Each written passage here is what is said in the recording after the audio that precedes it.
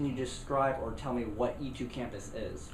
It is a company that provides emergency texting to many entities, many of whom are educational as far as signing a contract and then installing the software and then using them as our primary provider.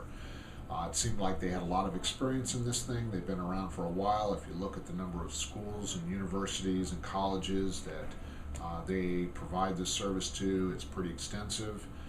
We have never heard any concerns from any of those schools.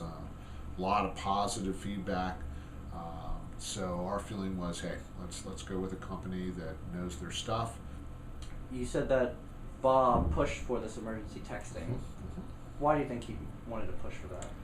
Well, Bob's job is safety of the campus community. That's the first thing. And one of the biggest groups in the campus community are students. And when you look at how students communicate with one another in their external world, all you have to do is walk across the Dell, sit in a classroom, dining hall, and figure out they spend a lot of time on their phones. And so the concept of texting and using that as a mode to get to more students faster on their turf seemed to make the most sense to him. And so he raised the idea, felt that it was time, and ultimately so did Lynchburg College. So that's what we went with. Do you think this will be more effective than the sirens or emails or? Well, you know, in the world of the crisis management, the first rule of thumb is never rely on one system.